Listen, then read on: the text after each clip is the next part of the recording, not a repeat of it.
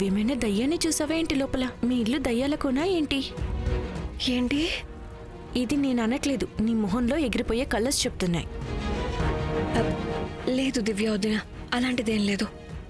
నీకు తెలుసా, నీలాంటి వాళ్ళు ఏ విషయాన్ని హార్ట్లో దాచుకోలేరు. అందుకే నీ ఫేస్లో ఏమీ దాచలేవు.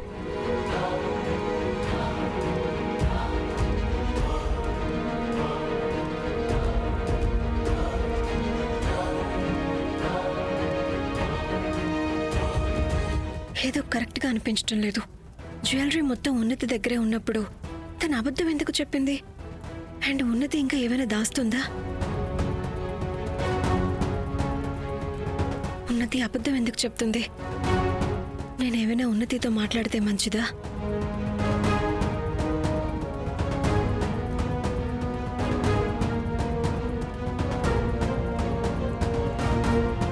స్మిత, నీ డ్రెస్ వెనకంతా చిరిగిపోయింది.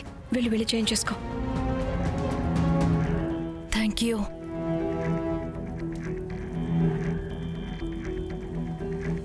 బావా, నేను ఇప్పుడే వస్తాను, 2 నిమిషాలు. బాబు, మీరు అక్షంతలు వేయండి. ఓం శ్రీమన్మహాగణాధిపతయే నమః, లంబోదరాయ నమః, విఘ్నరాజాయ నమః, గణాధ్యక్షాయ నమః, హాలచంద్రాయ నమః, ధూమకేతవే నమః.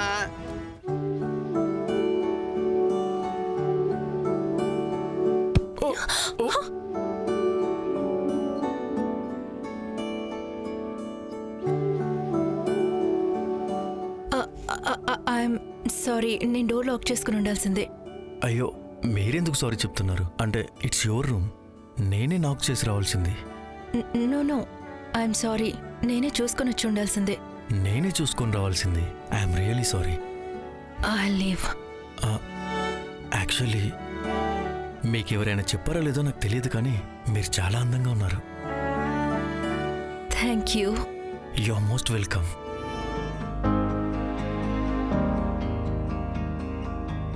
పూజ సుసంపన్నమైంది. ఆడవాళ్ళందరూ సీమంతం కార్యక్రమం మొదలు పెట్టొచ్చు. మీరందరూ కలిసి నా కోడలి పిల్ల ఒడిలో బోల్డని ఆశీర్వాదాలు అందించాలి. అందరూ రండి ప్లీజ్. అత్తయ్య, నేను మీతో చాలా ముఖ్యమైన విషయం మాట్లాడాలి. ప్లీజ్ ఒక నిమిషం అలా సైడ్కి వస్తారా?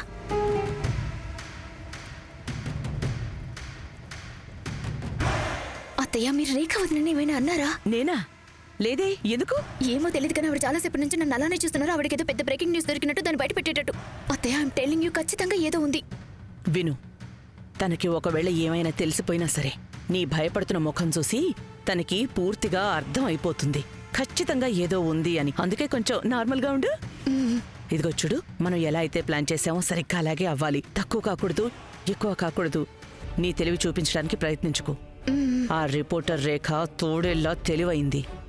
తను నీ తెలివితేటల్ని వెంటనే పసిగట్టేస్తుంది. పిన్ని గారు, ఇప్పుడే వస్తున్నానమ్మా. స్మైల్ చెయ్యున్నతి. అంత బానే ఉంది, అంత బానే ఉంది, అంత బానే ఉంది.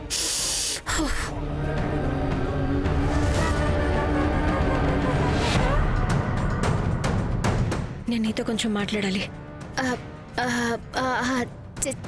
చెప్పండి అదనా. ఇక్కడ కాదు, ఇంకెక్కడికైనా వెళ్ళి మాట్లాడుకుందామా?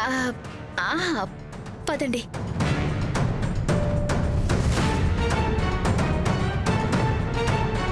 ధ్రువ్, నేను నీతో మాట్లాడడానికి వచ్చాను. నాతోనా? రియలీ? నేను ఇంకా బహుశా మీకు క్రిమినల్స్ పక్కన నిలబడడం కూడా ఇష్టం లేదనుకున్నాను. క్రిమినల్, మీరు నన్ను ఇదే అన్నారు కదా. మీరు ఉన్నతిని ఇంటి నుంచి తీసుకువెళ్ళడానికి వచ్చినప్పుడు ఇదే అన్నారు కదా. చూడు, జరిగింది ఏదో జరిగిపోయింది.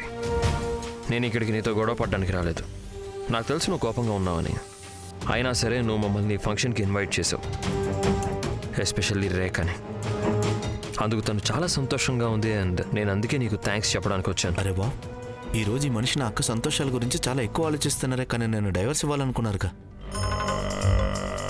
చూడు, నేనేం కరెక్ట్గా చేశాను, ఏం తప్పు చేశాను, ఆ క్లారిఫికేషన్ ఇవ్వడానికి రాలేదు నేను. ఒకవేళ నువ్వు తెలుసుకోవాలనుకుంటున్నట్టయితే నేను నీకు చెప్తాను. నేను నీకు ఎలాంటి సంజాయిషీలు చెప్పాల్సిన అవసరం కూడా లేదు. ఇప్పుడు ఫైనల్లీ నాకు రేఖకి మధ్య మంచిగా ఉంది. నా వరకు అయితే అదే చాలా ఇంపార్టెంట్. కంగ్రాచులేషన్స్. మీ ఇద్దరి మధ్య అంతా మంచిగా ఉన్నట్లయితే.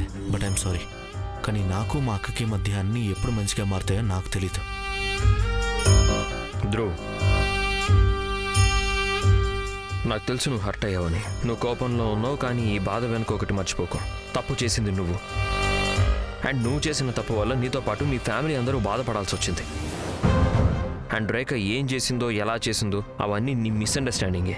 అండ్ వీటి తర్వాత నీకు ఎలాంటి హక్కు లేదు నువ్వు రేఖతో ఇలా బిహేవ్ చేయడానికి. నీ పనిలో అవినీతి చేసిన తర్వాత నీకు ఎలాంటి హక్కు లేదు నువ్వు రేఖ కళ్ళలో కళ్ళు పెట్టి ఇలా బిహేవ్ చేయడానికి. అవును, నాకు కొంచెం కోపం ఎక్కువే వచ్చింది, కానీ నువ్వు లంచం అయితే తీసుకున్నావు కదా, అందుకే నువ్వు నీ తప్పుని కోపం వెనక దాచిపెట్టుకోవడం కంటే యాక్సెప్ట్ చేస్తే నీకే మంచిది. అదే అందరికీ మంచిది కూడా ధ్రువ్.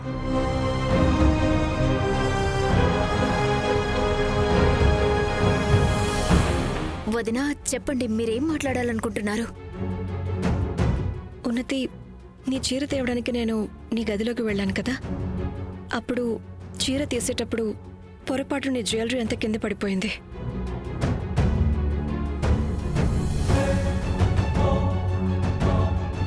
అండ్ నాకు గుర్తున్నంత వరకు నువ్వు అప్పుడు ధ్రువకి బెయిల్ ఇప్పించడం కోసం నీ జ్యువెలరీ మొత్తం అమ్మేశానన్నావు కదా. మరి నీ జ్యువెలరీ మొత్తం గదిలోనే ఉన్నప్పుడు నువ్వు ధ్రువకి బెయిల్ ఎలా ఇప్పించగలిగావు? అది వదినా. ఉన్నతి, నేను అందరి ముందు ఎందుకు అడగలేదో తెలుసా? అందరి ముందు నాకు నేను అవమానించాలని లేదు కాబట్టి. ఇన్ఫాక్ట్ నేను నిన్ను కాపాడాను. సో ప్లీజ్ నాకు చెప్పు, ధ్రువ్ తప్పు పనిని దాచడానికి నువ్వైతే ఏ తప్పు చేయలేదు కదా? ఎందుకంటే నాకు ఒకటైతే తెలుసు, నువ్వు రాఘవ్ దగ్గర అయితే డబ్బులు తీసుకోలేదు. మరి డబ్బులు ఎక్కడి నుంచి వచ్చాయి? అది యాక్చువల్లీ వదినా, ప్లీజ్ నువ్వు నాకు కథలైతే చెప్పకు. అది ధ్రువ్ అలా చేశాడని ఇలా చేశాడని. చూడున్నతి, ఒకవేళ నువ్వేదైనా తప్పు చేసినా సరే మనిద్దరం కలిసి అన్నీ సరి చేసేద్దాం.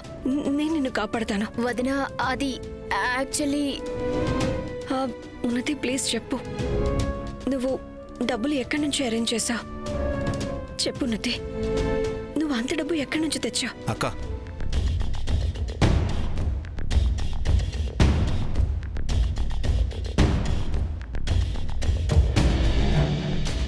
ధ్రువ్, నువ్వు ఎన్ని రోజుల తర్వాత నన్ను మళ్ళీ అక్క అని అన్నావు.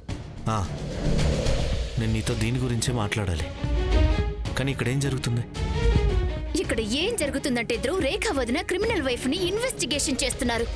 లేదు నితే, నేను అలా ఏమీ అడగలేదు. మరి మీరు ఇంకేమంటున్నారు వదినా? నేను డబ్బులు ఎక్కడి నుండి తెచ్చానో ధ్రువ్కి బెయిల్ ఇప్పించడానికి అనే కదా. మీరు నా అల్మారాలో జ్యువెలరీ చూసారో అదే కదా అన్నారు.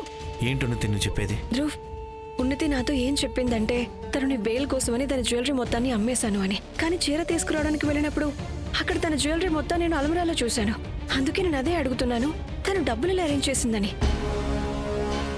నేను నా పెళ్లి సెట్ ని అమ్మేశాను వదినా. దాని అర్థం నేను నా జ్యువెలరీ మొత్తం అమ్మేశానని కాదు కదా.